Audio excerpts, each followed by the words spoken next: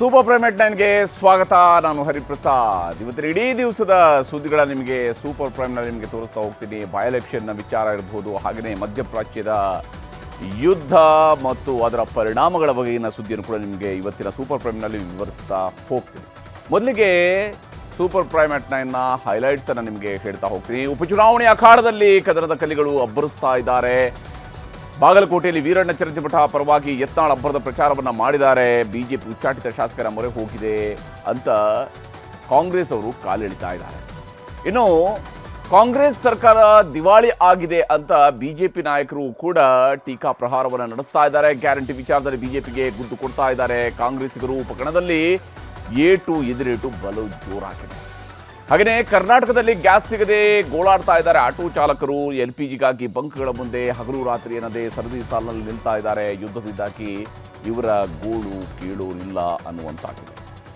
ಮತ್ತು 35ನೇ ದಿನವೂ ಮಧ್ಯಪ್ರಾಚ್ಯದಲ್ಲಿ ಮಿಸೈಲ್ಗಳು ಆರ್ಭಟಿಸ್ತಾ ಇದ್ದಾವೆ. F-35 ವಿಮಾನವನ್ನೇ ಉಡಾಯಿಸಿ ಅಮೆರಿಕದ ಪೈಲಟ್ ಅನ್ನು ವಶಕ್ಕೆ ಪಡೆದಿದೆ ಇರಾನ್. ರೊಚ್ಚಿಗೆದ್ದು ಸೇನಾ ಮುಖ್ಯಸ್ಥರಿಗೆ ಗೇಟ್ ಪಾಸ್ ಕೊಟ್ಟಿದ್ದಾರೆ ಟ್ರಂಪ್. ಹಾಗೆಯೇ ಹುಬ್ಬಳ್ಳಿಯಲ್ಲಿ ಬಿರುಗಾಳಿ ಎಬ್ಬಿಸಿರುವಂಥದ್ದು ಲವ್ ಜಿಹಾದ್ನ ಆರೋಪ. ಜಿಮ್ ಟ್ರೈನರ್ ಕಾಟಕ್ಕೆ ಯುವತಿ ತತ್ತರಿಸಿದ್ದಾಳಂತೆ. ಮೊಬೈಲ್ನಲ್ಲಿತ್ತು ಗರ್ಭಧಾರಣೆಯ ಸ್ಕ್ಯಾನಿಂಗ್ ರಿಪೋರ್ಟ್ ಮತ್ತು ಇದರ ಬಗ್ಗೆನೇ ದಿನವಿಡೀ ಹೈ ಡ್ರಾಮಾ ಕೂಡ ನಡೆದಿದೆ. ಈಗ ಸುದ್ದಿಗಳನ್ನು ನೋಡ್ತಾ ಹೋಗೋಣ. ರಾಜ್ಯದಲ್ಲಿ ನಡೀತಾ ಇರುವಂತಹ ಬೈ ಎಲೆಕ್ಷನ್ ಸಮರದ ಅಂಗಣದಲ್ಲಿ ಕ್ಷಣ ಕ್ಷಣಕ್ಕೂ ಕೂಡ ಆರೋಪ ಪ್ರತ್ಯಾರೋಪಗಳು, ಒಬ್ಬರು ಇನ್ನೊಬ್ಬರ ವಿರುದ್ಧದ ವಾಗ್ದಾಳಿಗಳು ಇವೆಲ್ಲವೂ ಕೂಡ ಮುಂದುವರಿತಾ ಇದೆ. ಮತದಾನಕ್ಕೆ ಇನ್ನು ಕೇವಲ 7 ದಿನಗಳು ಮಾತ್ರ ಬಾಕಿ ಉಳಿದಿವೆ. ತಂತ್ರ ಪ್ರತಿತಂತ್ರ, ಏಟು ಎದುರೇಟು ಎಲ್ಲವೂ ಕೂಡ ಬಹಳ ಜೋರಾಗಿದೆ. ಅದರಲ್ಲೂ ಬಾಗಲಕೋಟೆಯ ರಣಕಣ ಕೊಂಚ ಜೋರಾಗಿ ರಂಗು ಪಡೆದಿದೆ. ಇದಕ್ಕೆ ಬಹಳ ಮುಖ್ಯ ಕಾರಣ ಪಕ್ಷದಿಂದ ಉಚ್ಚಾಟನೆಯಾಗಿದ್ದರೂ ಬಿಜೆಪಿ ಪರವಾಗಿ ಬಸನಗೌಡ ಪಾಟೀಲ್ ಯತ್ನಾಳರು ಬಿಜೆಪಿ ಅಭ್ಯರ್ಥಿ ವೀರಣ್ಣ ಚರಂತಿಮಠ ಅವರ ಪರವಾಗಿ ಪ್ರಚಾರಕ್ಕೆ ಇಳಿದಿರುವಂಥದ್ದು. ಕೈಯಲ್ಲಿ ಬಿಜೆಪಿ ಧ್ವಜ ಇಲ್ಲ, ಬಾಯಲ್ಲಿ ಪಕ್ಷದ ಘೋಷಣೆಯೂ ಇಲ್ಲ. ಆದರೂ ಬಿಜೆಪಿ ಅಭ್ಯರ್ಥಿಯಾಗಿರುವ ವೀರಣ್ಣ ಚರಂತಿಮಠಗೆ ಮತ ನೀಡಿ ಅಂತ ಕ್ಷೇತ್ರದಾದ್ಯಂತ ಯತ್ನಾಳ್ ಅವರು ರೌಂಡ್ಸ್ ಹಾಕ್ತಾ ಇದ್ದಾರೆ. ಪಕ್ಷ ವಿರೋಧಿ ಕೆಲಸ ಮಾಡ್ತಿದ್ದಾರೆ ಅಂತ ಯತ್ನಾಳ್ ಅವರನ್ನ ಬಿಜೆಪಿಯಿಂದಲೇ ಉಚ್ಚಾಟನೆ ಮಾಡಲಾಗಿತ್ತು. ಪಕ್ಷ ವಿರೋಧಿ ಹೇಳಿಕೆಗಳನ್ನು ಕೊಡ್ತಾ ಇದ್ದಾರೆ ಅಂತೇಳಿ. ಹೀಗಿದ್ರೂ ಈಗ ಬಿಜೆಪಿ ಅಭ್ಯರ್ಥಿಯ ಗೆಲ್ಲಬೇಕು ಅಂತೇಳಿ ಆದರೆ ಅದಕ್ಕೆ ಯತ್ನಾಳ್ ಅವರು ಬೇಕಾಗಿದೆ ಅನ್ನುವಂಥ ರೀತಿಯಲ್ಲಿ ಅವರನ್ನು ಬಳಕೆ ಮಾಡಿಕೊಳ್ಳಲಾಗ್ತಿದೆ ಅನ್ನುವಂಥದ್ದು ಕಾಂಗ್ರೆಸ್ಸಿಗರು ಮಾಡ್ತಾ ಇರುವಂತಹ ಆರೋಪ. ಹಿಂದೂ ಫೈರ್ ಬ್ರ್ಯಾಂಡ್ ಈಗ ನಿಮಗೆ ಬೇಕಾಯ್ತಾ? ಪಕ್ಷದಿಂದ ಹೊರಹಾಕಿದವರನ್ನೇ ಕರೆತರುವ ದುಸ್ಥಿತಿ ಬಿಜೆಪಿಗೆ ಬರಬಾರ್ದಾಗಿತ್ತು ಅಂತ ಬಿಜೆಪಿಗರ ಕಾಲೆಳೆದಿದ್ದಾರೆ ಕಾಂಗ್ರೆಸ್ ಅವರು. ಇದು ಬಿಜೆಪಿಯವರ ಪಾಲಿಗೆ ಸಮರ್ಥಿಸಿಕೊಳ್ಳೋದಕ್ಕೂ ಆಗದ, ವಿರೋಧಿಸಲಿಕ್ಕೂ ಆಗದೇ ಇರುವಂತಹ ಬಿಸಿ ತುಪ್ಪದಂತಾಗಿ ಬಿಟ್ಟಿದೆ. ಇವ್ಯಾವುದು ಮುಖ್ಯ ಅಲ್ಲ ಗೌಣ. ಇವತ್ತು ಯಾವ್ದು ಬಸನಗೌಡರು ಪಾಟೀಲ್ ಬಂದ್ರು ಮತ್ತೊಂದು ಅನ್ನೋದಕ್ಕಿಂತ ಹೆಚ್ಚಾಗಿ ರಾಜ್ಯ ಮುಖ್ಯ. ರಾಜ್ಯದಲ್ಲಿ ಬಾಗಲಕೋಟೆ ಜನರ ಜೀವನದಲ್ಲಿ ಬದಲಾವಣೆ ಕಾಣ್ತಕ್ಕಂಥದ್ದು ಮುಖ್ಯ. ಅದಕ್ಕೋಸ್ಕರವಾಗಿ ಅವ್ರು ಬಂದಿದ್ದಾರೆ. ಅವ್ರಿಗೆ ನಾನು ಧನ್ಯವಾದ ಸಮರ್ಪಣೆ ಮಾಡ್ತೀನಿ. ಅಂದ್ರೆ ಅವ್ರು ಸೋಲ್ತೀವಿ ಅಂತ ಗೊತ್ತಾದ ಮೇಲೆ ಅವ್ರು ಉಚ್ಚಾಟನೆ ಮಾಡಿದ್ದಾರೆ ಅಂತವ್ರನ್ನೇ ಕರ್ಕೊಂಡ್ಬರ್ತಿದ್ದಾರೆ.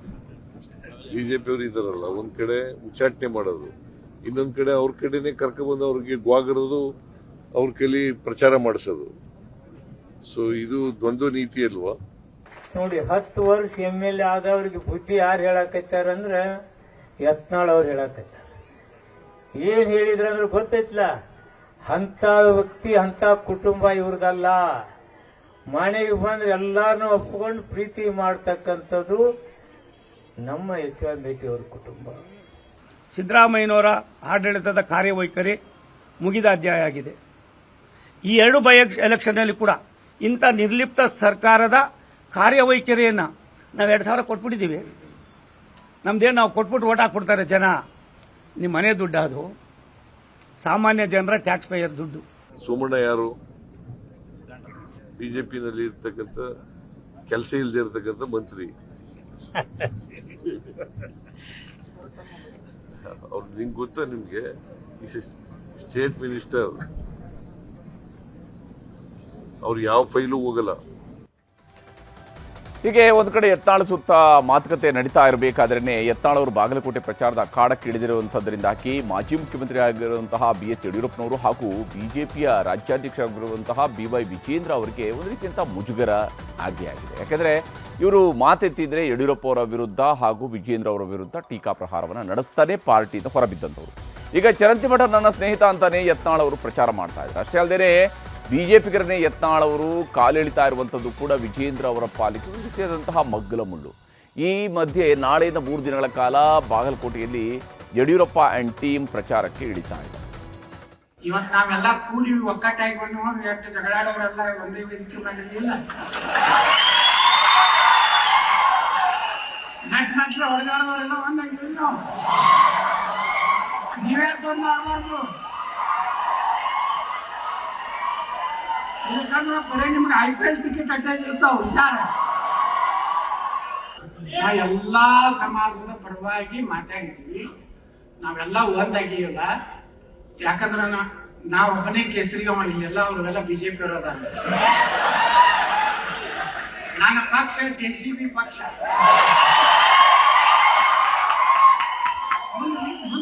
ಮುಂದೆ ವಿಚಾರ ಮಾಡ್ತೀನಿ, ಇಂಡಿಯಾದಾಗ ಸೇರ್ಬೇಕು ಬೇಡ ತಳ್ಳಿ ಚಿಂತೆ ಮಾಡ್ತೀನಿ ನಾನು. ಈಗ ಹಂಗೆ ಹೋಗಿ ಮ್ಯಾಕ್ ಬರ್ಬೇಕು ನಾವು. ಎಲ್ಲ ಬೆಳವಣಿಗೆಗಳ ಮಧ್ಯೆ ಸಿಎಂ ಸಿದ್ದರಾಮಯ್ಯನವರು ಬಾಗಲಕೋಟೆಯ ಬೇವಿನಮಟ್ಟಿ ಗ್ರಾಮದಲ್ಲಿ ಪ್ರಚಾರ ಸಭೆಯಲ್ಲಿ ಭಾಗಿಯಾಗಿದ್ದರು. ಇತ್ತ ದಾವಣಗೆರೆಯಲ್ಲಿ ಚಲವಾದಿ ಸಮಾಜದ ಮುಖಂಡರ ಜೊತೆಗೆ ಗೃಹ ಸಚಿವ ಡಾಕ್ಟರ್ ಜಿ ಪರಮೇಶ್ವರ್ ಹಾಗೆಯೇ ಸಚಿವ ಡಾಕ್ಟರ್ ಎಚ್ ಸಿ ಮಹದೇವಪ್ಪ ಅವರು ಮನವೊಲಿಕೆಯ ಸಭೆಗಳನ್ನು ನಡೆಸಿದ್ದಾರೆ. ಪಕ್ಷ ಸಂಘಟನೆಯ ಸಭೆಯನ್ನು ಮಾಡಿದ್ದಾರೆ, ಪಕ್ಷದ ಅಭ್ಯರ್ಥಿ ಪರವಾಗಿ ಸಭೆಗಳನ್ನು ಮಾಡಿದ್ದಾರೆ. ಮತ್ತೊಂದು ಕಡೆ ದಾವಣಗೆರೆಯಲ್ಲಿ ಆರ್ ಅಶೋಕ್ ಹಾಗೂ ಶ್ರೀರಾಮುಲು ಕೂಡ ಇವತ್ತು ಪ್ರಚಾರದಲ್ಲಿ ಭಾಗಿಯಾಗಿದ್ದರು. ಎಲ್ಲ ಕಡೆಯೂ ಕೂಡ ಗ್ಯಾರಂಟಿಯ ಸುತ್ತಲೂ ಕೂಡ ಮಾತುಕತೆಗಳು ನಡೆದಿದ್ದಾವೆ. ರಾಜ್ಯ ದಿವಾಳಿಯಾಗಿದೆ ಅನ್ನುವಂಥ ಆರೋಪವೂ ಕೂಡ ಬಂದಿದೆ. ಆದರೆ ಗ್ಯಾರಂಟಿಯಿಂದಾಗಿ ರಾಜ್ಯದ ಜನತೆಗೆ ಸಿಕ್ಕಾಪಟ್ಟೆ ಅನುಕೂಲ ಆಗಿದೆ ಅಂತೇಳಿ ಕಾಂಗ್ರೆಸ್ನವರು ಕೌಂಟರ್ ಕೊಟ್ಟಿದ್ದಾರೆ. ಗೃಹಲಕ್ಷ್ಮಿ ಕೇವಲ 10 ತಿಂಗಳು ಮಾತ್ರ ಬರ್ತಾ ಇದೆ, 2 ತಿಂಗಳು ಕೊಡೋದಿಲ್ಲ ಅಂತ ಒಂದು ಆರೋಪ. ಕೊಡ್ತಾ ಇದೀವಿ, ತಿಂಗಳು ಅಂತಲ್ಲ ಕೊಡ್ತಾ ಇದೀವಿ. ಈಗ ಕೊಡಬೇಕಾಗಿದೆ, ಇನ್ನು 2 ತಿಂಗಳು 3 ತಿಂಗಳದ್ದು ಕೊಡಬೇಕು ಅಂತ ಕೊಡ್ತಾ ಇದ್ವಿ. ರಾಜ್ಯದ ಜನತೆಗೆ ಗೊತ್ತಿದೆ, ಇದು ಕೇಂದ್ರ ಸರ್ಕಾರ ಕೊಡುವಂಥ ಯೋಜನೆ. ಇದು ಅನ್ನರಾಮಯ್ಯ ಅಂತ ಹೇಳೋಕ್ಕೆ ನಿಮ್ಗೆ ಯಾವ ಅಧಿಕಾರ ಇದೆ? ನೀನು ಅನ್ನರಾಮಯ್ಯ ಅಲ್ಲ, ಕನ್ನರಾಮಯ್ಯ. ಯಾಕಂದರೆ ಕೇಂದ್ರ ಸರ್ಕಾರ ಕೊಡುವಂಥ ಅಕ್ಕಿಗೆ ನೀನು ಕನ್ನ ಹಾಕಿ ಕನ್ನರಾಮಯ್ಯ ಆಗೋಗಿದೆಯಾ ನೀನು? ಅದನ್ನು ಜಗಜ್ಜಾಹೀರಾತಾಗಿ ಹೇಳ್ಬೇಕು ನೀನು.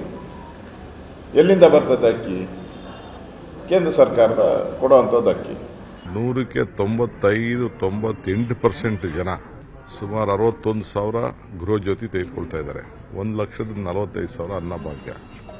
ಅವರೆಲ್ಲರನ್ನೂ ಭೇಟಿ ಮಾಡಿದಾಗ ನಾವು ಯಾರು ಏನಾರು ಇರಲಿ, ನಮ್ಮನೆ ಯಜಮಾನರುಗಳು ಏನಾರು ಮಾಡ್ಕೊಳ್ಳಿ, ನಾವು ಮಾತ್ರ ಕಾಂಗ್ರೆಸ್ಗೆ ಸಹಾಯ ಮಾಡ್ತೀವಿ. ಈ ಕಾಂಗ್ರೆಸ್ ಸಹಾಯ ಮಾಡಿದೆ. ದಾವಣಗೆರೆ ಇರ್ಬೋದು, ಬಾಗಲಕೋಟೆ ಇರ್ಬೋದು, ಜನರ ಒಂದು ನಾಡಿ ಮಿಡಿತ ಏನು ಅಂತ ನೀವು ಕೇಳೋದಾದ್ರೆ, ಮತದಾರರು ಕಾಂಗ್ರೆಸ್ ಪಕ್ಷದ ಬಗ್ಗೆ ಬೇಸತ್ತಿದ್ದಾರೆ. ಎಲ್ಲೋ ಒಂದ್ ಕಡೆ ಏನು ಆಂಟಿ ಇನ್ಕಂಬನ್ಸಿ ಅಂತ ಕರಿತೀವಿ, ಆಡಳಿತ ಪಕ್ಷದ ಒಂದು ವಿರೋಧಿ ಅಲೆ, ಇದು 2 ಕ್ಷೇತ್ರದಲ್ಲೂ ಕೂಡ ನಾವು ನೋಡ್ತಾ ಇದ್ದೇವೆ. ಇನ್ನು ಕಾಂಗ್ರೆಸ್ ಭದ್ರಕೋಟೆ ಆಗಿರುವಂತಹ ದಾವಣಗೆರೆ ದಕ್ಷಿಣ ಕ್ಷೇತ್ರದಲ್ಲಿ ಬಿಜೆಪಿ ಅಭ್ಯರ್ಥಿ ಶ್ರೀನಿವಾಸ್ ದಾಸ್ಕರಿಯಪ್ಪ ಅವರ ಪರವಾಗಿ ಕಮಲ ಪಡೆ ಇವತ್ತು ಮತಪೇಟೆಯನ್ನು ನಡೆಸಿದೆ. ದಾವಣಗೆರೆ ನಗರ ದೇವತೆ ದುಗ್ಗಮ್ಮ ದೇವಿಗೆ ಪೂಜೆ ಸಲ್ಲಿಸಿ ಪ್ರಚಾರವನ್ನು ಆರಂಭಿಸಿದರು. MLC CT ರವಿ ಭರ್ಜರಿಯಾಗಿ ಮತಯಾಚನೆಯನ್ನು ಮಾಡಿ ಕಾಂಗ್ರೆಸ್ ಸರ್ಕಾರದ ವಿರುದ್ಧ ದೋಷಾರೋಪದ ಪಟ್ಟಿಯನ್ನು ರಿಲೀಸ್ ಮಾಡಿದ್ದಾರೆ. ಇನ್ನು ದಾವಣಗೆರೆಯ ಬಿಜೆಪಿ ಕಚೇರಿಯಲ್ಲಿ ಶ್ರೀರಾಮುಲು, ಆರ್ ಅಶೋಕ್ ಸಭೆಗಳ ಮೇಲೆ ಸಭೆಗಳನ್ನು ಮಾಡಿ ಮತದಾರರನ್ನು ಸೆಳೆಯುವಂತಹ ರಣತಂತ್ರವನ್ನು ರೂಪಿಸಿದ್ದಾರೆ. ಮತ್ತೊಂದು ಕಡೆ ದಾವಣಗೆರೆ ದಕ್ಷಿಣ ವಿಧಾನಸಭಾ ಕ್ಷೇತ್ರದಲ್ಲಿ ಕಾಂಗ್ರೆಸ್ ಕೂಡ ಬಹಳ ಅಬ್ಬರದ ಪ್ರಚಾರವನ್ನು ನಡೆಸಿತ್ತು. ಸಚಿವರಾಗಿರುವಂತಹ doctor G Parameshwar, doctor H C Mahadevappa, Samarth Shamanur ಅವರನ್ನು ಗೆಲ್ಲಿಸೋದಕ್ಕಾಗಿ ತಮ್ಮ ಸಮುದಾಯಗಳ ಮುಖಂಡರ ಜೊತೆಗೆ ಪ್ರತ್ಯೇಕ ಸಭೆಯನ್ನು ನಡೆಸಿದ್ದಾರೆ. ಇದಾದ ಬಳಿಕ ಛಲವಾದಿ ಸಮಾಜದ ಮುಖಂಡರ ಸಭೆಯಲ್ಲಿ ಕೂಡ ಇವರು ಭಾಗಿಯಾಗಿದ್ದು. ಹಾಗೆಯೇ ಬಾಗಲಕೋಟೆಯಲ್ಲಿ ಮುಖ್ಯಮಂತ್ರಿ ಸಿದ್ದರಾಮಯ್ಯನವರು ಅಬ್ಬರದ ಪ್ರಚಾರವನ್ನು ನಡೆಸಿದ್ದಾರೆ. ಮುಚ್ಚಕಂಡಿ ವೀರಭದ್ರೇಶ್ವರ ದೇವಸ್ಥಾನಕ್ಕೆ ಹೋಗಿ ಸಿಎಂ ಸಿದ್ದರಾಮಯ್ಯ ದೇವರ ದರ್ಶನವನ್ನು ಪಡೆದು ನಂತರ ಪ್ರಚಾರಕ್ಕೆ ಇಳಿದು ಆರ್ಭಟಿಸಿದ್ದು. ಬೇವಿನಮಟ್ಟಿ ಗ್ರಾಮದಲ್ಲಿ ಕಾಂಗ್ರೆಸ್ ಪರವಾಗಿ ಅವರು ದೊಡ್ಡ ಪ್ರಚಾರ ಸಭೆಯಲ್ಲೂ ಕೂಡ ಭಾಗಿಯಾಗಿದ್ದರು.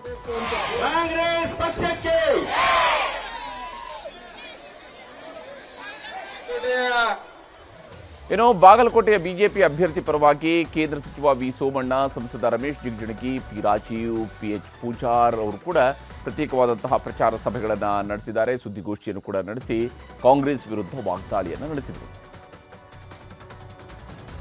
ಹಾಗೆಯೇ ಮುಂದಿನ ಸುದ್ದಿ ಕಡೆಗೆ ಹೋಗೋಣ. ಮಧ್ಯಪ್ರಾಚ್ಯದಲ್ಲಿನ ಯುದ್ಧದ ಸಂಘರ್ಷ ಈಗ ಭಾರತದ ಮನೆಗಳಲ್ಲಿ ಕಣ್ಣೀರನ್ನು ತರಿಸ್ತಾ ಇದೆ. ಅಡುಗೆ ಅನಿಲ, ಕಮರ್ಷಿಯಲ್ ಸಿಲಿಂಡರ್ ಇದೆಲ್ಲದರ ಸಂಕಷ್ಟವೇನೋ ಕೊಂಚ ಸುಧಾರಿಸಿದಂತೆ ಕಾಣ್ತಾ ಇದೆ. ಆದರೆ ಬೆಂಗಳೂರು ಸೇರಿದಂತೆ ಕರ್ನಾಟಕದಲ್ಲಿ ಆಟೋ ಚಾಲಕರ ಗೋಳು, ಕ್ಯಾಬ್ ಚಾಲಕರ ಗೋಳು ಮನೆಗಳಲ್ಲಿ ಕಣ್ಣೀರು ತರಿಸುವಂತೆ ಕಾಣ್ತಾ ಇದೆ. ಬದುಕಿನ ಬಂಡಿ ಓಡಿಸೋದಕ್ಕೆ ಆಟೋ ಚಾಲಕರು ಗ್ಯಾಸ್ಗಾಗಿ ಹಗಲು ರಾತ್ರಿ ಅಂತ ಹೇಳಿದೆ ಗ್ಯಾಸ್ ಸ್ಟೇಷನ್ಗಳ ಮುಂದೆ ತಮ್ಮೆಲ್ಲ ಕೆಲಸಗಳನ್ನು ಬದಿಗಿಟ್ಟು ಸರದಿ ಸಾಲಿನಲ್ಲಿ ನಿಲ್ಲಬೇಕಾದಂತಹ ಪರಿಸ್ಥಿತಿ ಎದುರಾಗಿದೆ. ಅದು ಕೂಡ ಏನು 10 ಮೀಟ್ರು, 20 ಮೀಟ್ರು, 100 ಮೀಟ್ರು, 200 ಮೀಟ್ರ್ ಅಲ್ಲ, 1 ಕಿಲೋಮೀಟ್ರ್ ಉದ್ದಕ್ಕೂ ಕೂಡ ಕ್ಯೂ ನಿಂತಿದ್ದಾರೆ. ಕರ್ನಾಟಕದಲ್ಲಿ ಅದ್ಯಾವ ಪರಿಸ್ಥಿತಿ ಬಂದುಬಿಟ್ಟಿದೆ ಅಂದರೆ, ನೋಟ್ ಬ್ಯಾನ್ ಆದಾಗ ಬಂಕ್ಗಳ ಮುಂದೆ ಇಡೀ ದಿನ ಕಿಲೋಮೀಟರ್ ಗಟ್ಟಲೆ ಜನ ಕ್ಯೂ ನಿಂತಿದ್ದನ್ನು ನಾವು ನೋಡಿದ್ವಿ. ಆದ್ರೀಗ ಅದೇ ಪರಿಸ್ಥಿತಿ ಮರುಕಳಿಸ್ತಾ ಇದೆ ಅನ್ನುವಂಥದ್ದು ಈ ಒಂದು ಪೆಟ್ರೋಲ್ ಬಂಕ್ಗಳ, ಗ್ಯಾಸ್ ಬಂಕ್ಗಳ ಮುಂದೆ ಕಾಣ್ತಾ ಇದೆ. ಹಗಲು ರಾತ್ರಿ ಅಂತ ಹೇಳಿದ್ರೆ ದಿನಗಟ್ಟಲೆ ಆಟೋ ಕ್ಯಾಬ್ಗಳನ್ನು ನಿಲ್ಲಿಸ್ಕೊಂಡು ಓಡಾಡ್ತಾ ಇದ್ದಾರೆ. ಆದರೂ ಕೂಡ ಗ್ಯಾಸ್ ಸಿಗ್ತಾ ಇದೆ. ಗ್ಯಾಸ್ ಸಿಗದೆ ಹೋದರೆ ಬದುಕು ತುಂಬ ಕಷ್ಟ ಆಗುತ್ತೆ ಅಂತೇಳಿ ಆಟೋ ಚಾಲಕರು ಕಣ್ಣೀರಿಡ್ತಾ ಇದ್ದಾರೆ. ಇನ್ನು ಬೆಂಗಳೂರಿನ ಕಂಠೀರವ ಸ್ಟುಡಿಯೋ ಬಳಿ ಇರುವಂತಹ ಗ್ಯಾಸ್ ಬಂಕ್ ಮುಂದೆ ಆಟೋ ಚಾಲಕರು ಬೆಳಗ್ಗೆ 5 ಗಂಟೆಯಿಂದ ಗ್ಯಾಸ್ಗಾಗಿ ಕ್ಯೂ ನಿಂತಿದ್ರು. ಆದರೂ ಕೂಡ ಕೆಲ ಚಾಲಕರಿಗೆ ಗ್ಯಾಸ್ ಸಿಗಲೇ ಇಲ್ಲ. ಇನ್ನು ಸುಬ್ರಹ್ಮಣ್ಯ ನಗರದಲ್ಲಿರುವಂತಹ ಗ್ಯಾಸ್ ಸ್ಟೇಷನ್ನಲ್ಲಿ ಸುಮಾರು 2 ಕಿಲೋಮೀಟರ್ನಷ್ಟು ಉದ್ದಕ್ಕೂ ಕೂಡ ಕ್ಯೂ ಇತ್ತು. ಚಾಲಕರು ಮತ್ತು ಈ ಕ್ಯೂನಲ್ಲಿ ನಿಂತಹ ಸಂದರ್ಭದಲ್ಲಿ ಜಗಳ ಕೂಡ ನಡೆಯಿತು. ಇದೇ ವೇಳೆ ಪೊಲೀಸರು ಮಧ್ಯಪ್ರವೇಶಿಸಿ ಪರಿಸ್ಥಿತಿಯನ್ನು ತಿರುಗೊಳಿಸಬೇಕಾದಂತಹ ಅನಿವಾರ್ಯತೆ ಎದುರಾಯಿತು. ಅಂದರೆ ಲಾ ಆ್ಯಂಡ್ ಆರ್ಡರ್ ಸಮಸ್ಯೆ ಕೂಡ ಇಲ್ಲಿ ಎದುರಾಗ್ತಾ ಇದೆ. ಮತ್ತೊಂದೆಡೆ ನವರಂಗ್ ಥಿಯೇಟರ್ ಬಳಿಯಲ್ಲೂ ಕೂಡ ಪರಿಸ್ಥಿತಿ ವ್ಯತಿರಿಕ್ತ ಆಗಿರಲಿಲ್ಲ. 2 ಕಿಲೋಮೀಟರ್ನಷ್ಟು ದೂರ ಆಟೋ ಕ್ಯೂ ನಿಂತಿದ್ರು. ಆದರೂ ಇಲ್ಲಿ ಸಿಕ್ಕಿದ್ದು ಪ್ರತಿ ಆಟೋಗೆ ಕೇವಲ 400 ರೂಪಾಯಿಗಳ ಗ್ಯಾಸ್ ಮಾತ್ರ. ಅಂದರೆ ಮ್ಯಾಕ್ಸಿಮಮ್ 400 ರೂಪಾಯಿಗೆ ಮಾತ್ರ ಗ್ಯಾಸನ್ನು ತುಂಬಿಸ್ಕೊಳ್ಬೇಕಾಗಿತ್ತು. ಮತ್ತೊಂದು ಕಡೆ ಮೈಸೂರು ರಸ್ತೆಯಲ್ಲಿ ಅಲ್ಲಿರುವಂತಹ ಗ್ಯಾಸ್ ಬಂಕ್ನಲ್ಲೂ ಕೂಡ ಅಷ್ಟೇ ಆಟೋಗಳಿಗೆ ಗ್ಯಾಸ್ ಸಿಗದ ಹಿನ್ನೆಲೆಯಲ್ಲಿ ರಸ್ತೆ ಬಂದ್ ಮಾಡೋದಕ್ಕೆ ಆಟೋ ಚಾಲಕರು ಮುಂದಾಗಿದ್ದರು. ಬಂಕ್ನಲ್ಲಿದ್ದ ಆಟೋವನ್ನು ನಡು ರಸ್ತೆಯಲ್ಲಿ ನಿಲ್ಲಿಸಿ ಪ್ರತಿಭಟನೆಯನ್ನು ಅವರು ಮಾಡುವಂತಹ ಪರಿಸ್ಥಿತಿ ನಿರ್ಮಾಣ ಆಯಿತು. ಯಾಕಂದರೆ ಅವ್ರಿಗೆ ಪಾಪ ಆಟೋ ಓಡಿಸೋದಕ್ಕೂ ಕೂಡ ಸಾಧ್ಯ ಆಗೋದಿಲ್ಲ ಅನ್ನುವಂತಹ ಪರಿಸ್ಥಿತಿ ಈಗ ತಲುಪಿದ್ದಾರೆ. ಹೀಗೆ ಗ್ಯಾಸ್ಗಾಗಿ ಆಟೋ ಚಾಲಕರು ಗೋಳಾಡ್ತಾ ಇದ್ದಿದ್ದು ಬೆಂಗಳೂರು ಮಾತ್ರ ಅಲ್ಲದೆ ಹುಬ್ಬಳ್ಳಿ, ಧಾರವಾಡ, ಯಾದಗಿರಿ, ಮಂಗಳೂರು, ಚಾಮರಾಜನಗರದಲ್ಲೂ ಕೂಡ ಇದೇ ಪರಿಸ್ಥಿತಿ. ಬಹುತೇಕ ಎಲ್ಲ ಕಡೆಗಳಲ್ಲೂ ಕೂಡ ಬಹುತೇಕ ಜಿಲ್ಲೆಗಳಲ್ಲಿ ಈ ರೀತಿಯಾದ ಪರಿಸ್ಥಿತಿ ಈಗ ಶುರುವಾಗಿದೆ. ಒಂದೊಂದು ಕಡೆ ಒಂದೊಂದು ರೈಟ್ ಇತ್ತು. ನನ್ನ ಮೊನ್ನೆ ಎಲ್ಲ 2-3 ಬಂಕಲ್ಲಿ ನೋಡಿದಾಗ ಕ್ಯೂಗಳು ಜಾಸ್ತಿ ಇರೋದ್ರಿಂದ ಎಲ್ಲ 89 ರೂಪಾಯಿ 86 ಪೈಸೆನೇ ಇದೆ ಇವಾಗ. ಈಗ ಅದು ಕ್ಯೂ ಅಲ್ಲಿ ನಿಂತ್ಕೊಂಡು ಹಾಕ್ಸ್ಕೋಬೇಕು. LPGನೂ ಅದು ಮೈಲೇಜ್ ಇದ್ದರೆ ಒಂದು 20 ಬರುತ್ತೆ, 22 ಬರುತ್ತೆ, 18 ಬರುತ್ತೆ, 17 ಬರುತ್ತೆ. ಹೆಂಗೆ ಓಡಿಸ್ತೀರಾ ಆ ಥರ ಬರುತ್ತೆ. ಪೆಟ್ರೋಲ್ ರೇಟ್ ಆಗಲ್ಲ, ಜನಗಳಿಗೆ ಸಂಪಾದನೆ ಮಾಡೋಕೆ ಬಂದಿರೋದು LPG, ಅಲ್ಲಿಂದ LPGನೇ ಯೂಸ್ ಮಾಡೋದು. ಸರ್, ಪೆಟ್ರೋಲ್ ಟ್ಯಾಂಕ್ ಯೂಸ್ ಆಗೋದು ಅಂತಂದರೆ ಇಷ್ಟು ದಿವಸ LPGಲಿ ರನ್ ಆಗಿರುತ್ತೆ ಗಾಡಿ. ಪೆಟ್ರೋಲ್ ಇಮಿಡಿಯೇಟ್ ಪೆಟ್ರೋಲ್ ಹಾಕಿದ್ರೆ ಏನಾಗುತ್ತೆ, ಮೈಲೇಜ್ ಬರಲ್ಲ. ಅದಕ್ಕೆ ಪೆಟ್ರೋಲ್ ಸವಾಸನೆ ಬೇಡ, LPGನೇ ಈ ಥರ ಕ್ಯೂಲ್ ನಿಂತ್ಕೊಂಡ್ರು ಪರವಾಗಿಲ್ಲ ಅಂತೇಳಿ ಇದು ಮಾಡ್ತಾ ಇದೀವಿ ಅಷ್ಟೇ, ಇನ್ನೇನು ಇಲ್ಲ. ಪೆಟ್ರೋಲ್ ಟ್ಯಾಂಕ್ ಚೇಂಜ್ ಮಾಡಬೇಕಂದ್ರೆ 35,000 ರಿಂದ 40,000 ರೂಪಾಯಿ ಖರ್ಚು ಮಾಡಬೇಕು. ಆದ್ರೂ ಅದು ಮೈಲೇಜ್ ಬಂದರೆ ಬಂದಂಗೆ, ಬಂದಿಲ್ಲ ಅಂದರೆ ಏನು ಮಾಡೋಕ್ಕಾಗಲ್ಲ. ಇನ್ನು ಆಟೋಗಳಿಗೆ ಇಲ್ಲಿ ಸಮಸ್ಯೆ ಆಗಿರೋದು ಯಾಕೆ ಅನ್ನೋದನ್ನು ನಾವು ಗಮನಿಸಬೇಕು. LPG ನಂಬಿಕೊಂಡಿರುವಂತಹ ಆಟೋಗಳಿಗೆ ಮಾತ್ರ ಇಲ್ಲಿ ಸಂಕಷ್ಟ ಎದುರಾಗಿದೆ. ಒಂದು ಆಟೋಗೆ 15 kg LPGಯನ್ನು ತುಂಬುವುದಕ್ಕೆ ಸಾಧ್ಯ ಆಗುತ್ತೆ. LPG ನಂಬಿಕೊಂಡಿರುವಂತಹ ಆಟೋಗಳಲ್ಲಿ ಒಂದಕ್ಕೆ 15 kgಯಷ್ಟು LPGಯನ್ನು ತುಂಬಿಸಬಹುದು ಒಂದು ಬಾರಿಗೆ ರಿಫಿಲ್ ಮಾಡುವಾಗ. ಹಾಗೆಯೇ ಇದರಿಂದಾಗಿ 15 kgಯಿಂದ ಸರಿಸುಮಾರು 250 ಕಿಲೋಮೀಟರ್ವರೆಗೂ ಕೂಡ ಓಡಾಡೋದಕ್ಕೆ ಸಾಧ್ಯ ಆಗುತ್ತೆ. 15 kgಯ LPGಯನ್ನು ತುಂಬಿಸ್ಕೊಂಡ್ರೆ 250 ಕಿಲೋಮೀಟರ್ ತನಕ ಓಡಾಟಕ್ಕೆ ಸಾಧ್ಯ ಆಗುತ್ತೆ. ಒಂದು ಆಟೋದಿಂದ ದಿನಕ್ಕೆ 1,500ರಿಂದ 2,000 ರೂಪಾಯಿವರೆಗೆ ಸಂಪಾದನೆ ಮಾಡೋದಕ್ಕೆ ಅವರಿಗೆ ಸಾಧ್ಯ ಆಗುತ್ತೆ. ಅಂದರೆ LPG ಬಂದಾಗಿನಿಂದ ಪೆಟ್ರೋಲ್ ಟ್ಯಾಂಕ್ಗಳನ್ನು ಅವರು ಬಳಸ್ತಾ ಇಲ್ಲ, ಕೇವಲ LPGಯಲ್ಲಿ ಓಡಾಡ್ತಾ ಇದ್ದಾರೆ. ಈಗ ಅದನ್ನು ರೆಡಿ ಮಾಡಿಸ್ಬೇಕು ಅಂದರೆ ಸರಿಸುಮಾರು 30,000 ರೂಪಾಯಿವರೆಗೆ ಖರ್ಚಾಗುತ್ತೆ. ಇದರ ಜೊತೆಗೆ ಇಂಜಿನ್, ಟ್ಯಾಂಕ್ ಎಲ್ಲನೂ ಕೂಡ ಚೇಂಜ್ ಮಾಡಬೇಕು ಅನ್ನೋಂಥದ್ದು ಆಟೋ ಚಾಲಕರು ಹೇಳ್ತಾ ಇರುವಂಥದ್ದು. ಇದೇ ಕಾರಣಕ್ಕಾಗಿ ಅವರು ಈಗ ಕ್ಯೂ ನಿಲ್ಲಬೇಕಾದಂತಹ ಪರಿಸ್ಥಿತಿ ಬಂದು ತಲುಪಿದೆ. ಇನ್ನು ಖಾಸಗಿ ಬಂಕ್ಗಳಲ್ಲಿ ಆಟೋ LPG ದುಬಾರಿ ಆಗಿರುವಂಥದ್ದು, ಆಟೋ ಚಾಲಕರ ಸುಲಿಗೆ ಮಾಡ್ತಾ ಇದ್ದಾವೆ ಬಂಕ್ಗಳು ಅನ್ನುವಂಥದ್ದನ್ನು ಕೂಡ ಇಲ್ಲಿ ನಾವು ಗಮನಿಸಬೇಕು. ಯಾಕಂದರೆ ಇಲ್ಲಿ ಗ್ಯಾಸ್ ರೇಟು ಒಂದು ಇದ್ದರೆ ಈ ಬಂಕ್ಗಳ ರೇಟೇ ಮತ್ತೊಂದು ರೀತಿಯಲ್ಲಿ ಬಂದು ತಲುಪಿದೆ. ಅದರಲ್ಲೂ ವಿಶೇಷವಾಗಿ ಖಾಸಗಿ ಬಂಕ್ಗಳು ಆಟೋ LPGಯನ್ನು ದುಬಾರಿ ಮಾಡಿಬಿಟ್ಟಿದ್ದಾವೆ. ಇಲ್ಲಿ 1 ಲೀಟರ್ LPGಗೆ 100ರಿಂದ 120 ರೂಪಾಯಿ ಆಗೋಗಿದೆ. ಆಟೋ ಚಾಲಕರ ಸುಲಿಗೆ ಮಾಡ್ತಾ ಇದ್ದಾವೆ ಈ ಬಂಕ್ಗಳು. ಯಾವ ಮಟ್ಟಿಗೆ ಸುಲಿಗೆ ಮಾಡ್ತಾ ಇದ್ದಾವೆ ಅಂತ ಹೇಳಿದರೆ, ಈಗಾಗಲೇ 1 ಲೀಟರ್ LPG ಅಥವಾ 1 kg LPGಗೆ 100ರಿಂದ 120 ರೂಪಾಯಿಯನ್ನು ಈಗ ಚಾರ್ಜ್ ಮಾಡಲಾಗ್ತಾ ಇದೆ. ಇನ್ನು ಸಾರ್ವಜನಿಕ ಬಂಕ್ಗಳು ಅಂದರೆ ಸರ್ಕಾರಿ ಬಂಕ್ಗಳಿಗೆ ಬಂದಾಗ 1 ಲೀಟರ್ LPGಗೆ 89 ರೂಪಾಯಿ 52 ಪೈಸೆ ಇದೆ. ಆಟೋ ಗ್ಯಾಸ್ಗಾಗಿ ಒಂದು ದಿನ ಮೊದಲೇ ಟೋಕನ್ ಅನ್ನು ಬೇರೆ ಹಂಚುತ್ತಾ ಇದ್ದಾರೆ. ಈ ಗ್ಯಾಸ್ ಏಜೆನ್ಸಿಗಳ ಜೊತೆಗೆ ಸಚಿವ ಮುನಿಯಪ್ಪ ಅವರು ಸಭೆಯನ್ನ ನಡೆಸ್ತೀನಿ ಅಂತ ಹೇಳ್ತಾ ಇದ್ದಾರೆ. ಆದಷ್ಟು ಬೇಗ ಸಭೆ ಆಗಬೇಕಾಗಿತ್ತು ಇಷ್ಟೊತ್ತಿಗಾಗಲೇ. ಸಮರ್ಪಕ ಪೂರೈಕೆಗೆ ಕೇಂದ್ರದ ಮೇಲೂ ಕೂಡ ಒತ್ತಡ ಹೇರುವಂತಹ ಪ್ರಯತ್ನವನ್ನು ರಾಜ್ಯ ಸರ್ಕಾರ ಮಾಡ್ತಾ ಇದೆ. ಆದರೆ ಪರಿಣಾಮ ಮಾತ್ರ ಅಷ್ಟು ಬೇಗನೆ ಪರಿಸ್ಥಿತಿ ಸುಧಾರಿಸುವಂತಹ ಲಕ್ಷಣಗಳು ಇಲ್ಲಿ ಗೋಚರಿಸ್ತಾ ಇದೆ. ಪರಿಸ್ಥಿತಿ ಎಲ್ಲಿಗೆ ಬಂದಿದೆ ಅಂತ ಹೇಳಿದ್ರೆ, ಗ್ಯಾಸ್ ಕೊಟ್ಟರು ಕೂಡ ಕಾಸು ಕೊಟ್ಟರು ಕೂಡ ಗ್ಯಾಸ್ ಸಿಗ್ತಿಲ್ಲ ಅನ್ನುವಂಥದ್ದು ಈಗ ಸದ್ಯಕ್ಕೆ ಬೆಂಗಳೂರಲ್ಲಿ ಆಟೋ ಚಾಲಕರ ಪರಿಸ್ಥಿತಿ ಆಗಿದೆ. ನಿತ್ಯ ಬೆಂಗಳೂರಿಗೆ 45 ಮೆಟ್ರಿಕ್ ಟನ್ನಷ್ಟು ಆಟೋ LPG ಅತ್ಯಗತ್ಯವಾಗಿದೆ. ಸದ್ಯ ಬೆಂಗಳೂರಿಗೆ ಒಂದು ದಿನಕ್ಕೆ ಸಿಗ್ತಾ ಇರುವಂಥದ್ದು ಕೇವಲ 25 ಮೆಟ್ರಿಕ್ ಟನ್ ಮಾತ್ರ. ಒಂದು ವಾರದಿಂದ ನಿತ್ಯ 20 ಮೆಟ್ರಿಕ್ ಟನ್ನಷ್ಟು ಆಟೋ LPGಯ ಕೊರತೆ ಇದೆ. ಇದರಿಂದಾಗಿ ಗೃಹ ಬಳಕೆ, ಕಮರ್ಷಿಯಲ್ ಗ್ಯಾಸ್ ಇವೆಲ್ಲವನ್ನು ಕೂಡ ಸಮಸ್ಯೆ ಆಗದಂತೆ ಪೂರೈಕೆ ಮಾಡಲಾಗ್ತಾ ಇದೆ. ಇದನ್ನು ಸರಿದೂಗಿಸೋದಕ್ಕಾಗಿ ಆಟೋ ಗ್ಯಾಸ್ ಪೂರೈಕೆಯಲ್ಲಿ ವ್ಯತ್ಯಯ ಆಗಿದೆ ಅನ್ನುವಂಥದ್ದು ಇಲ್ಲಿ ಬಹಳ ಮುಖ್ಯವಾಗಿ ಕೇಳಿಬರ್ತಿರುವಂತಹ ಆರೋಪ. ಸರ್ಕಾರಿ ಸ್ವಾಮ್ಯದ ಗ್ಯಾಸ್ ಬಂಕ್ಗಳಲ್ಲಿ ಮಾತ್ರ ಈಗ ಗ್ಯಾಸ್ ಸಿಗ್ತಾ ಇದೆ. ಸರ್ಕಾರಿ ಸ್ವಾಮ್ಯದ ಗ್ಯಾಸ್ ಬಂಕ್ಗಳಲ್ಲಿ ಮಾತ್ರ ಗ್ಯಾಸ್ ಪೂರೈಕೆ ಆಗ್ತಾ ಇದೆ ಅಲ್ಲಿಗೆ. ಆದರೆ ಖಾಸಗಿ ಗ್ಯಾಸ್ ಬಂಕ್ಗಳು ದಿನದಿಂದ ದಿನಕ್ಕೆ ಔಟ್ ಆಫ್ ಸ್ಟಾಕ್ ಆಗ್ತಾ ಇದ್ದಾವೆ. ಅದಕ್ಕೇನೆ ಅಲ್ಲೆಲ್ಲವೂ ಕೂಡ ನೋ ಸ್ಟಾಕ್ ಬೋರ್ಡ್ ಜಾಸ್ತಿ ಕಾಣ್ತಾ ಇರುವಂಥದ್ದು ಈ ಖಾಸಗಿ ಬಂಕ್ಗಳಲ್ಲಿ. ಹೀಗೆ ಇವೆಲ್ಲ ರಾಜ್ಯದಲ್ಲಿ ಮಧ್ಯಪ್ರಾಚ್ಯದ ಯುದ್ಧದಿಂದಾಗಿ ಎದುರಾಗ್ತಾ ಇರುವಂತಹ ಸಮಸ್ಯೆಗಳಾಗಿರುವಾಗಲೇ ಮಧ್ಯಪ್ರಾಚ್ಯ ಅಲ್ಲಿ ನಡೀತಾ ಇರುವಂತಹ ಪರಿಸ್ಥಿತಿಯನ್ನು ನಾವು ಗಮನಿಸಬೇಕು.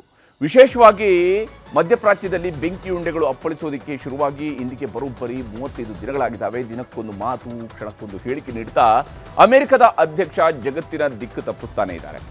ಇಂದು ಕೂಡ ಮಧ್ಯಪ್ರಾಚ್ಯದ ಆಗಸದಲ್ಲಿ ಬೆಂಕಿ ಮಳೆ ಸುರಿದಿದೆ. ಇರಾನ್ ಮೇಲೆ ಮಾರಕ ಕ್ಷಿಪಣಿಗಳನ್ನು ಇಸ್ರೇಲ್ ಮತ್ತು ಅಮೆರಿಕ ಹಾರಿಸಿವೆ.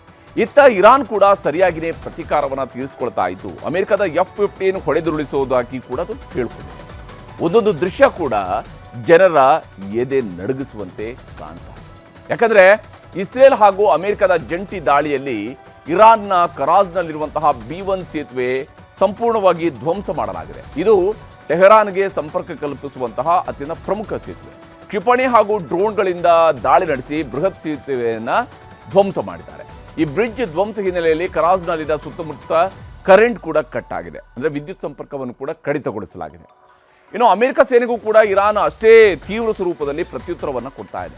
ಕೆಶ್ಮ್ ದ್ವೀಪದಲ್ಲಿ ಅಮೆರಿಕದ ಶಕ್ತಿಶಾಲಿ ಹಾಗೂ ಪ್ರತಿಷ್ಠೆಯ, ಯಾಕಂದರೆ ಅದನ್ನು ಅಮೆರಿಕದ ಬೆನ್ನೆಲುಬು ಅಂತ ಹೇಳ್ತಾರೆ, ಆ F-35 ಫೈಟರ್ ಜೆಟ್ಗಳನ್ನು ಇರಾನ್ ಪಡೆ ಹೊಡೆದುರುಳಿಸಿದೆ. ಈ ಬಗ್ಗೆ ಇರಾನ್ನ ಸೇನೆ ಹೇಳಿಕೊಂಡಿದ್ದು F-35 ವಿಮಾನದ ಅವಶೇಷಗಳನ್ನು ಅದು ರಿಲೀಸ್ ಮಾಡಿದೆ. ಆದರೆ ಇದೆಲ್ಲ ಸುಳ್ಳು ಅಂತೇಳಿ ಅಮೆರಿಕ ಸೇನೆ ಹೇಳ್ತಾ ಇದೆ. ಇದು ಯಾವ ಸ್ವರೂಪದಲ್ಲಿ ಅಟ್ಯಾಕ್ ಅನ್ನು ಮಾಡಲಾಗಿದೆ ಅನ್ನೋಂಥ ನಾವು ಗಮನಿಸಬಹುದು. ನೋಡಿ, ಯಾವ ವಿಮಾನವನ್ನು ಹೊಡೆದುರುಳಿಸಿರ್ತಕ್ಕಂತಹ ದೃಶ್ಯ ಇದು, ಅದಕ್ಕೆ ಸಂಬಂಧಪಟ್ಟಂತಹ ದೃಶ್ಯ ಇದು. ವಿಮಾನ ತಪ್ಪಿಸ್ಕೊಳ್ಳೋದಕ್ಕೆ ಪ್ರಯತ್ನಿಸುತ್ತೆ, ಆದರೆ ಅದನ್ನು ಹೊಡೆದುರುಳಿಸಿದ್ದೀವಿ ಅಂತ ಹೇಳ್ಕೊಂಡು ಇರಾನ್ ಅವರು ಹೇಳ್ತಾ ಇದ್ದಾರೆ. ಮತ್ತು ಇದರಲ್ಲಿ ಪೈಲಟನ್ನು ತಮ್ಮ ವಶಕ್ಕೆ ಪಡ್ಕೊಂಡಿದ್ದೀವಿ ಅಂತ ಹೇಳ್ಕೊಂಡು ಇರಾನ್ನ ಮಾಧ್ಯಮಗಳು ವರದಿ ಮಾಡಿದ್ದಾರೆ. ಇನ್ನು ಇರಾನ್ ಒಳಗೆ ಅಮೆರಿಕದ ಯುದ್ಧ ವಿಮಾನವನ್ನು ಹೊಡೆದುರುಳಿಸಿದ್ದಕ್ಕೆ ಸಂಬಂಧಪಟ್ಟಂತೆ ಅಮೆರಿಕದ ಪೈಲಟ್ಗಾಗಿ ಅಮೆರಿಕ ಪಡೆಗಳು ಶೋಧ ಮಾಡ್ತಾ ಇದ್ದಾವೆ, ರಕ್ಷಣಾ ಕಾರ್ಯಾಚರಣೆ ನಡೆಸ್ತಾ ಇದ್ದಾವೆ. SC-13J ಕಾಂಬ್ಯಾಟ್ ಕಿಂಗ್ 2 ವಿಮಾನ ಹಾಗೂ ಇರಾನ್ನ ಒಳಭಾಗದಲ್ಲಿ ಹಾರ್ತಾ ಇರುವಂಥ ದೃಶ್ಯಗಳನ್ನು ಅದು ರಿಲೀಸ್ ಮಾಡಿದೆ. ಇರಾನ್ ಅಮೆರಿಕದ ಪೈಲಟ್ಗಳನ್ನು ಸೆರೆ ಹಿಡಿಯಲಾಗಿದೆ ಅನ್ನುವಂಥದ್ದು ಕೂಡ ಈಗ ಇರಾನ್ನ ಮಾಧ್ಯಮಗಳು ವರದಿ ಮಾಡ್ತಾ ಇರುವಂಥದ್ದು. ಇದರ ನಡುವೆ ಇಸ್ರೇಲ್ನ ಹೈಫಾ ನಗರದ ಮೇಲೆ ಇರಾನ್ ಭೀಕರವಾದಂತಹ ದಾಳಿಯನ್ನು ಮಾಡಿದೆ. ಇದು ಅಮೆರಿಕದ ಯುದ್ಧ ವಿಮಾನಗಳು ಪೈಲಟ್ಗಾಗಿ ನಡೆಸ್ತಾ ಇರುವಂತಹ ಶೋಧದ ದೃಶ್ಯ ಆದರೆ, ಮತ್ತೊಂದು ಕಡೆಯಲ್ಲಿ ಹೈಫಾ ನಗರದ ಮೇಲೆ ಇರಾನ್ ಭೀಕರ ದಾಳಿ ನಡೆಸಿದೆ. ರಾಕೆಟ್ ಹಾಗೂ ಕ್ಷಿಪಣಿ ಮತ್ತು ಡ್ರೋನ್ಗಳಿಂದ ಭೀಕರವಾಗಿ ದಾಳಿಯನ್ನು ಮಾಡಿದ್ದು ಹಲವು ಮಂದಿ ಗಾಯಗೊಂಡಿದ್ದಾರೆ. ಇದೇ ವೇಳೆ ಇರಾನ್ನ ಮೂಲಸೌಕರ್ಯದ ಮೇಲೆ ದಾಳಿ ಮಾಡಿದರೆ ನಮ್ಮ ದಾಳಿ ಮತ್ತಷ್ಟು ಭೀಕರವಾಗಿರುತ್ತೆ ಅಂತೇಳಿ ಇರಾನ್ ಎಚ್ಚರಿಕೆಯನ್ನು ಕೊಟ್ಟಿದೆ. ಅಂದರೆ ನಮ್ಮಲ್ಲಿ ವಿದ್ಯುತ್ ಸ್ಥಾವರಗಳ ಮೇಲೆ ನೀವೇನಾದರೂ ದಾಳಿ ಮಾಡಿದರೆ ಅಂದರೆ ನಾವು ನಿಮ್ಮನ್ನು ಸುಮ್ಮನೆ ಬಿಡೋದಿಲ್ಲ ಅಂತೇಳಿ ಎಚ್ಚರಿಕೆಯನ್ನು ಕೊಟ್ಟಿರುವಂಥದ್ದು. ಇದರ ನಡುವೆ ಬಹಳ ಮುಖ್ಯವಾಗಿ ಇನ್ನೊಂದು ಅಂಶವನ್ನು ನಾವು ಗಮನಿಸಬೇಕು. ಟಾರ್ಗೆಟ್ ಟೆಕ್ ಹೇಗಾಗ್ತಾ ಇದೆ ಅಂತೇಳಿ ಹೊಸ ಸ್ವರೂಪವನ್ನು ಪಡ್ಕೊಳ್ತಾ ಇದೆ. ಈ ಮಧ್ಯಪ್ರಾಚ್ಯದ ಯುದ್ಧ ದಿನಕ್ಕೊಂದು ರೂಪವನ್ನು ಪಡ್ಕೊಳ್ತಿದೆ, ದಿನಕ್ಕೊಂದು ಬಣ್ಣವನ್ನು ಪಡ್ಕೊಳ್ತಾ ಇದೆ. ಇರಾನ್ನ ಮೂಲಸೌಕರ್ಯವನ್ನು ಗುರಿಯಾಗಿಸಿ ಅಮೆರಿಕ ದಾಳಿಗೆ ಮುಂದಾಗಿದೆ. ಅಮೆರಿಕದ ದಾಳಿಗೆ ಪ್ರತಿಯಾಗಿ IRGC ಕೂಡ ಟಾರ್ಗೆಟ್ ಅನ್ನು ಮಾಡ್ತಾ ಇದೆ, ಹೊಸ ಸ್ವರೂಪವನ್ನು ಪಡ್ಕೊಳ್ತಾ ಇದೆ ಮಧ್ಯಪ್ರಾಚ್ಯದ ಯುದ್ಧ. ಇಲ್ಲಿ ಇರಾನನ್ನು ಗುರಿಯಾಗಿಸಿ ಮ್ಯಾಪಿಂಗ್ ಮಾಡಿಕೊಂಡು ಯುದ್ಧವನ್ನು ಮಾಡ್ತಾ ಇದ್ದಾರೆ. ಇರಾನ್ನ ಮೂಲಸೌಕರ್ಯಗಳನ್ನು ಗುರಿಯಾಗಿಸಿ ಅಮೆರಿಕ ದಾಳಿಯನ್ನು ನಡೆಸೋದಕ್ಕೆ ಮುಂದಾಗಿದೆ. ಮತ್ತು ವಿಶೇಷವಾಗಿ ಅಮೆರಿಕ ದಾಳಿಗೆ ಪ್ರತಿಯಾಗಿ IRGC ಕೂಡ ಅಷ್ಟೇ ಪ್ರಮುಖ ಕಂಪನಿಗಳನ್ನು ಟಾರ್ಗೆಟ್ ಮಾಡಿದೆ. ಅಂದರೆ ಅಮೆರಿಕದ ಕಂಪನಿಗಳನ್ನು, ಬೃಹತ್ ಟೆಕ್ ಕಂಪನಿಗಳ ಮೇಲೆ ಇರಾನ್ ಕ್ಷಿಪಣಿ ದಾಳಿಯನ್ನು ನಡೆಸುವಂತಹ ಪ್ಲಾನ್ ಅನ್ನು ರೂಪಿಸಿಕೊಂಡಿದೆ. ಅಮೆರಿಕದಲ್ಲಿರುವಂತಹ ಬೃಹತ್ ಟೆಕ್ ಕಂಪನಿಗಳ ಮೇಲೆ ದಾಳಿ ನಡೆಸೋದು, ಅಮೆರಿಕದ ಅತಿದೊಡ್ಡ ಟೆಕ್ ದೈತ್ಯ ಕಂಪನಿಗಳನ್ನು ಗುರಿ ಮಾಡಿಕೊಳ್ಳಲಾಗಿದೆ. ಗೂಗಲ್, ಆಪಲ್, ಮೈಕ್ರೋಸಾಫ್ಟ್, ಒರಾಕಲ್ ಇಂತಹ ದೊಡ್ಡ ದೊಡ್ಡ ಕಂಪನಿಗಳನ್ನು ಟಾರ್ಗೆಟ್ ಮಾಡ್ತೀವಿ ಅಂತ ಹೇಳ್ಕೊಂಡು ಹೇಳಿದ್ದಾರೆ. ದುಬೈನಲ್ಲಿರುವ ಒರಾಕಲ್ ಡೇಟಾ ಸೆಂಟರ್ ಮೇಲೆ ಅಟ್ಯಾಕ್ ಅನ್ನು ಮಾಡ್ತೀವಿ, 37ನೇ ಹಂತದ ಭಾರೀ ಕ್ಷಿಪಣಿ ದಾಳಿಯಲ್ಲಿ ಡೆಡ್ಲಿ ಅಟ್ಯಾಕ್ ಅನ್ನು ಮಾಡುವಂಥದ್ದು ಇವರ ಉದ್ದೇಶ. ಇನ್ನು ಬಹ್ರೇನ್ನಲ್ಲಿರುವ ಅಮೆಜಾನ್ನ ಕ್ಲೌಡ್ ಕಂಪ್ಯೂಟಿಂಗ್ ಮೇಲೂ ಕೂಡ ಅಟ್ಯಾಕ್ ಅನ್ನು ಮಾಡೋದಕ್ಕೆ ಅವರು ಪ್ಲಾನ್ ಅನ್ನು ರೂಪಿಸಿಕೊಂಡಿದ್ದಾರೆ. ಈ ಸ್ವರೂಪದಲ್ಲಿ ಅಂದರೆ ಅಟ್ಯಾಕ್ ಅನ್ನು ತೀವ್ರಗೊಳಿಸುವಂಥದ್ದು ಇದು ಟೆಕ್ ಕಡೆಗೆ ಹೋಗಬೇಕು. ಇದರ ನಡುವೆ ವಿಶ್ವಸಂಸ್ಥೆಗೆ ಇರಾನ್ ವಾರ್ನಿಂಗ್ ಕೊಟ್ಟಿದೆ. ಮಧ್ಯಪ್ರಾಚ್ಯ ಯುದ್ಧದ ಬಗ್ಗೆ ಮೌನ ಮುರಿದಂತಹ ವಿಶ್ವಸಂಸ್ಥೆ ಈಗ ಜಾಗತಿಕ ಅಸ್ಥಿರತೆ ತೀವ್ರಗೊಳ್ತಾ ಇದೆ ಅಂತ ಹೇಳ್ಕೊಂಡು ಹೇಳ್ತಾ ಇದ್ದಾರೆ ವಿಶ್ವಸಂಸ್ಥೆಯವರು. ಇದೇನೆಂದರೆ ಯುದ್ಧವನ್ನು ನಿಲ್ಲಿಸೋದಕ್ಕಂತೂ ಸಾಧ್ಯ ಆಗಿಲ್ಲ, ಸುಮ್ಮನೆ ಬಾಯಿ ಮಾತಿನ ಸಿಂಪತಿಯ ರೀತಿಯಲ್ಲಿ ಗೋಚರಿಸ್ತಾ ಇದೆ. ಯುದ್ಧ ನಿಲ್ಲಬೇಕು ಅಂತ ಹೇಳ್ತಾ ಇದ್ದಾರೆ. ಸಾವು ವಿನಾಶದ ಯುದ್ಧ ನಿಲ್ಲಬೇಕು ಅಂತೇಳಿ ವಿಶ್ವಸಂಸ್ಥೆ ಕರೆಯನ್ನು ಕೊಟ್ಟಿದೆ. ಆದರೆ ಇಲ್ಲಿ ಮಧ್ಯಪ್ರವೇಶ ಯಾವಾಗ ಅಂಥೇಳಿ ಪ್ರಶ್ನೆಯೂ ಇದ್ದೇ ಇದೆ. ಮತ್ತು ಹರ್ಮುಜ್ ಜಲಸಂಧಿ ವಿಚಾರಕ್ಕೆ ಇರಾನ್ಗೆ ವಾರ್ನಿಂಗನ್ನು ಕೂಡ ಕೊಟ್ಟಿದೆ. ನೀವು ಈ ಯುದ್ಧದಲ್ಲಿ ಈ ರೀತಿಯಾಗಿ ತೈಲ ಸಂಕಷ್ಟವನ್ನು ಕ್ರಿಯೇಟ್ ಮಾಡಬಾರ್ದು ಅಂತ ಹೇಳಿದೆ. ವಿಶ್ವಸಂಸ್ಥೆಯ ಪ್ರಧಾನ ಕಾರ್ಯದರ್ಶಿ ಗುಟೆರಸ್ ಅವರು ಎಚ್ಚರಿಕೆಯನ್ನು ಕೊಟ್ಟಿರುವಂಥದ್ದು ಇರಾನ್ಗೆ ಕೊಟ್ಟಿದ್ದಾರೆ. ಇರಾನ್ಗೆ ಎಚ್ಚರಿಕೆ ಕೊಟ್ಟಿದ್ದಾರೆ. ವಿಶ್ವಸಂಸ್ಥೆಯ ಭದ್ರತಾ ಮಂಡಳಿಗೆ ಇರಾನ್ ತಿರುಗೇಟನ್ನು ಕೂಡ ಕೊಟ್ಟಿದೆ ಈ ಸಂದರ್ಭದಲ್ಲಿ. ಮತ್ತು ಅವರು ಹೇಳೋ ಪ್ರಕಾರ ಯಾವುದೇ ಪ್ರಚೋದನೆಯ ನಿರ್ಧಾರ ಕೈಗೊಂಡ್ರೆ ಸರಿ ಇರೋದಿಲ್ಲ ಅಂತ ಹೇಳಿದ್ದಾರೆ. ಯಾವುದೇ ಪ್ರಚೋದನೆಯ ನಿರ್ಧಾರ ಕೈಗೊಂಡ್ರೆ ಸರಿ ಇರೋದಿಲ್ಲ. ಇರಾನ್ನ ವಿದೇಶಾಂಗ ಸಚಿವ ಅಬ್ಬಾಸ್ ಅರಾಗ್ಜಿ ಈ ವಾರ್ನಿಂಗ್ ಅನ್ನು ಕೊಟ್ಟಿದ್ದಾರೆ. ವಿಶ್ವಸಂಸ್ಥೆಯಲ್ಲಿ ನಡೀಬೇಕಾಗಿದ್ದಂತಹ ಮತದಾನವನ್ನು ಇದೇ ಕಾರಣಕ್ಕಾಗಿ ಮುಂದೂಡಿಕೆ ಮಾಡಲಾಗಿದೆ. ಈ ರೀತಿಯಾಗಿ ಬಹಳ ಜಿದ್ದಾಜಿದ್ದು ಇಲ್ಲಿ ಗೋಚರಿಸ್ತಾ ಇದೆ. ಇದರ ನಡುವೆ ಸೇನಾ ಮುಖ್ಯಸ್ಥರಿಗೆ ಶಾಕ್ ಕೊಡುವಂತಹ ಕೆಲಸವನ್ನು ಟ್ರಂಪ್ ಮಾಡ್ತಾ ಇದ್ದಾರೆ. ಸೇನಾ ಮುಖ್ಯಸ್ಥರಿಗೆ ಟ್ರಂಪ್ ಶಾಕ್ ಅನ್ನು ಕೊಡ್ತಾ ಇದ್ದಾರೆ. ಅಲ್ಲಿ ಅಮೆರಿಕದ ಸೇನಾ ಮುಖ್ಯಸ್ಥರಿಗೆ ಕೊಡ್ತಿರುವಂತಹ ಶಾಕ್ ಹೇಗಿದೆ ಅಂತ ಹೇಳಿದರೆ, ಅಮೆರಿಕದ chief of staff general Randy ಜಾರ್ಜ್ಗೆ ಕುಕ್ ಕೊಡಲಾಗಿದೆ. ಇನ್ನು ತಮ್ಮ ಹುದ್ದೆಯಿಂದ ತಕ್ಷಣವೇ ನಿವೃತ್ತಿ ಪಡೆಯೋದಕ್ಕೆ ಅವರಿಗೆ ಸೂಚನೆಯನ್ನು ನೀಡಲಾಗಿರುವಂಥದ್ದು. ತಕ್ಷಣವೇ ನಿವೃತ್ತಿನ ಪಡೆಯುತ್ತಿದೆ. ಜನರಲ್ ಜಾರ್ಜ್ 41ನೇ ಮುಖ್ಯಸ್ಥ ಸ್ಥಾನದಿಂದ ಈಗ ನಿವೃತ್ತಿ ಆಗ್ತಾ ಇದ್ದಾರೆ. 2023ರಿಂದ ಸೇನಾ ಮುಖ್ಯಸ್ಥರಾಗಿದ್ದರು ರ್ಯಾಂಡಿ ಜಾರ್ಜ್. 2027ರವರೆಗೂ ಕೂಡ ಅವರು ಸೇವೆ ಸಲ್ಲಿಸಬೇಕಾಗಿತ್ತು. ಅಂದರೆ ಅವರು ಇಡೀ ಆರ್ಮಿಯ ಮುಖ್ಯಸ್ಥರಾಗಿದ್ದರು. ಈಗ ಅವ್ರಿಗೆ ನೀವು ಸ್ವಯಂ ನಿವೃತ್ತಿಯನ್ನು ತಗೊಳ್ಳಿ ಅಂತ ಹೇಳಲಾಗಿದೆ ಕಡ್ಡಾಯವಾಗಿ. ಮತ್ತೊಂದು ಕಡೆ ಟ್ರೈನಿಂಗ್ ಕಮಾಂಡ್ ಮುಖ್ಯಸ್ಥ ಜನರಲ್ ಡೇವಿಡ್ ಹ್ಯಾಡ್ನೆ ಇವರಿಗೂ ಕೂಡ, ಮತ್ತು ಆರ್ಮಿ ಚಾಪ್ಲಿನ್ ಕಾರ್ಪ್ಸ್ನ ಮುಖ್ಯಸ್ಥ ವಿಲಿಯಂ ಗ್ರೀನ್ಗೂ ಕೂಡ ಗೇಟ್ ಪಾಸ್ ಅನ್ನು ನೀಡಲಾಗಿದೆ. ಹೀಗೆ ತನ್ನ ಸೇನೆಯಲ್ಲಿನೇ ಟ್ರಂಪ್ ಅವರು ಬದಲಾವಣೆಗಳನ್ನು ಮಾಡಿಸ್ತಾ ಇದ್ದಾರೆ. ಈ ನಡುವೆ ಮಧ್ಯಪ್ರಾಚ್ಯದ ಯುದ್ಧ ಭಾರತದ ಮೇಲೂ ಕೂಡ ಭಾರಿ ವ್ಯತಿರಿಕ್ತ ಪರಿಣಾಮಗಳನ್ನು ಬೀರ್ತಾ ಇದೆ. ವಿಶೇಷವಾಗಿ ಇರಾನ್ ಯುದ್ಧದಿಂದಾಗಿ ತನಗೂ ಅಪಾರ ನಷ್ಟವಾಗಿದ್ದು, ಯುದ್ಧದಿಂದಾಗಿ ನಾವಿಕರನ್ನ ಕಳ್ಕೊಂಡಂತಹ ಏಕೈಕ ದೇಶ ಭಾರತ ಅಂತ ಹೇಳಿ ವಿದೇಶಾಂಗ ಇಲಾಖೆ ಹೇಳಿದೆ. ಹಾರ್ಮುಜ್ ಜಲಸಂಧಿಯನ್ನು ಪುನಃ ತೆರೆಯುವ ಕುರಿತು ಯುನೈಟೆಡ್ ಕಿಂಗ್ಡಮ್ ನೇತೃತ್ವದಲ್ಲಿ ನಡೆದಂತಹ ಸಭೆಯಲ್ಲಿ ಪಾಲ್ಗೊಂಡಿದ್ದ ಭಾರತ ಈ ಅಭಿಪ್ರಾಯವನ್ನು ವ್ಯಕ್ತಪಡಿಸಿದೆ. ಪಶ್ಚಿಮ ಏಷ್ಯಾ ದೇಶಗಳಲ್ಲಿ ವಿದೇಶಿ ಧ್ವಜ ಹೊಂದಿರುವ ಹಡಗುಗಳಲ್ಲಿದ್ದ ಕನಿಷ್ಠ 3 ಭಾರತೀಯ ನಾವಿಕರು ಸಾವಿಗೀಡಾಗಿದ್ದಾರೆ ಅಂತ ಭಾರತ ಸರ್ಕಾರ ಹೇಳಿಕೊಂಡಿದೆ. ಹೀಗೆ ಈ ಯುದ್ಧ ಭೀಕರ ಸ್ವರೂಪಗಳನ್ನು ಪಡ್ಕೊಳ್ತಾ ಇರುವಂಥದ್ದು ಗೋಚರಿಸ್ತಾ ಇದೆ. ಈ ಯುದ್ಧ ಯಾವಾಗ ನಿಲ್ಲುತ್ತೆ ಅಂಥೇಳಿ ಇಡೀ ವಿಶ್ವವು ಕೂಡ ಎದುರು ನೋಡ್ತಾ ಇರುವಂಥದ್ದು. ಇರಾನ್ ಮೇಲೂ ಒತ್ತಡವನ್ನು ವಿಶ್ವಸಂಸ್ಥೆ ಹೇರ್ತಾ ಇದೆ. ಹಾಗೆಯೇ ಅಮೆರಿಕಕ್ಕೂ ಕೂಡ ಸಲಹೆಯನ್ನು ಕೊಟ್ಟಿದೆ, ಆದಷ್ಟು ಬೇಗ ಯುದ್ಧವನ್ನು ನಿಲ್ಲಿಸಿ. ಈಗ ಸೂಪರ್ ಪ್ರೈಮ್ ಅಟ್ 9ನಲ್ಲಿ ರಾಜ್ಯ, ದೇಶ ಹಾಗೂ ವಿದೇಶಗಳ ಮತ್ತಷ್ಟು ಪ್ರಮುಖ ಸುದ್ದಿಗಳನ್ನು ನೋಡ್ತಾ ಹೋಗೋಣ. ಹುಬ್ಬಳ್ಳಿಯಲ್ಲಿ ಮತ್ತೊಂದು ಲವ್ ಜಿಹಾದ್ ಪ್ರಕರಣ ಸಂಚಲನವನ್ನು ಸೃಷ್ಟಿಸಿದೆ. ಜಿಮ್ ಟ್ರೈನರ್ ಸಮೀರ್ ಎಂಬಾತ ಪ್ರೀತಿ ಹೆಸರಿನಲ್ಲಿ ಹಿಂದೂ ಯುವತಿಯರಿಗೆ ಮೋಸ ಮಾಡಿದ್ದಾನೆ, ನಂಬಿಸಿ ಹಲವರಿಗೆ ಅಬಾರ್ಷನ್ ಮಾಡಿಸಿದ್ದ ಅನ್ನುವಂತಹ ಆರೋಪ ಕೇಳಿಬಂದಿದೆ. ಇದೇ ವಿಚಾರಕ್ಕೆ ಹಿಂದೂ ಸಂಘಟನೆಯ ಕಾರ್ಯಕರ್ತರು ಸಮೀರ್ನನ್ನು ಥಳಿಸಿ ಪೊಲೀಸರಿಗೆ ಒಪ್ಪಿಸಿದ್ದಾರೆ. ಸಮೀರ್ ಮೊಬೈಲ್ನಲ್ಲಿ ಹಲವು ಹಿಂದೂ ಯುವತಿಯರ ಫೋಟೋಗಳು ಕೂಡ ಇದ್ದಾವೆ ಅನ್ನುವಂತಹ ಆರೋಪ ಕೇಳಿಬಂದಿದ್ದು, ಇದರ ಬಗ್ಗೆ ಪೊಲೀಸರು ತನಿಖೆ ನಡೆಸ್ತಾ ಇದ್ದಾರೆ. ಇನ್ನು ಜಿಮ್ ಟ್ರೈನರ್ ಸಮೀರ್ ವಿರುದ್ಧ ಸಂತ್ರಸ್ತೆ ಕೂಡ ಸ್ಫೋಟಕ ಆರೋಪವನ್ನು ಮಾಡಿದ್ದಾರೆ. ಮನೆಗೆ ಕರೆದು ನನ್ನ ಮೇಲೆ ಅತ್ಯಾಚಾರ ಮಾಡಿದ್ದಾನೆ, ಅಲ್ಲದೆ ವಿಡಿಯೋ ಮಾಡಿಕೊಂಡು ಬ್ಲ್ಯಾಕ್ ಮೇಲ್ ಮಾಡಿದ್ದಾನೆ ಅಂತ ಕೂಡ ಅವರು ಹೇಳಿದ್ದಾರೆ. ಈ ಆರೋಪವನ್ನು ಅಲ್ಲಗಳೆದಿರುವಂತಹ ಸಮೀರ್, ಆಕೆಯೇ ಈ ವಿಡಿಯೋವನ್ನು ಮಾಡಿಕೊಂಡಿದ್ದು, ಅವಳೇ ನನ್ನ ಪ್ರಜ್ಞೆ ತಪ್ಪಿಸಿದ್ದು ಅಂತ ಪ್ರತ್ಯಾರೋಪವನ್ನು ಮಾಡಿದ್ದಾನೆ. ಇನ್ನು ಹಿಂದಿ ಭಾಷೆ ಅಂಕ ಕೈಬಿಟ್ಟಿರುವ ವಿಚಾರಕ್ಕೆ ಸಂಬಂಧಿಸಿದಂತೆ ರಾಜ್ಯ ಸರ್ಕಾರ ಹಾಗೂ ರಾಜ್ಯಪಾಲರ ನಡುವೆ ಪತ್ರ ಸಮರ ಶುರುವಾಗಿದೆ. ಅಂಕವನ್ನ ಕೈಬಿಟ್ಟ ತೀರ್ಮಾನವನ್ನ ಮರುಪರಿಶೀಲಿಸಬೇಕು ಅಂತ ಹೇಳಿ ಮುಖ್ಯ ಕಾರ್ಯದರ್ಶಿ ಶಾಲಿನಿ ರಜನೀಶ್ ಅವರಿಗೆ ಗೆಹ್ಲೋಟ್ ಅವರು ಪತ್ರ ಬರೆದಿದ್ದಾರೆ. ಈ ನಿರ್ಧಾರದಿಂದಾಗಿ ವಿದ್ಯಾರ್ಥಿಗಳಿಗೆ ಕಲಿಯುವ ಆಸಕ್ತಿ ಕಡಿಮೆ ಆಗಲಿದೆ. ಹೀಗಾಗಿ ಅಂಕವನ್ನು ಕೈಬಿಡುವಂತಹ ನಿರ್ಧಾರವನ್ನ ಮರುಪರಿಶೀಲನೆ ಮಾಡಬೇಕು ಅಂತೇಳಿ ಸಲಹೆಯನ್ನು ನೀಡಿದ್ದಾರೆ.